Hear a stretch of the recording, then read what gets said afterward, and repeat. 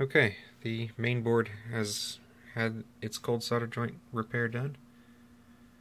There were quite a few of them through here at the speaker connections, at the input connections, a few on the surround side of the board. Right there, you can see a few that have been redone. Most of them were in the power section, near the power amp ICs, and some little bits of driver circuitry. I did have to do a blue wire repair for a burn trace at the resistors I was mentioning earlier. I suspect the solder connection let go and it arced. There's some pretty heavy damage underneath there. Hence why I just decided to pull up the trace instead of recover it and just put a wire down. There's a little bit of super glue on each end for strain relief to keep it from vibrating.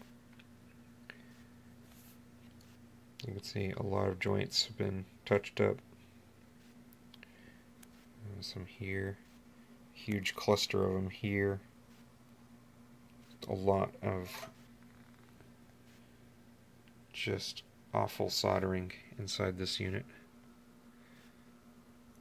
I'm going to inspect the front panel for similar damage and put it back together.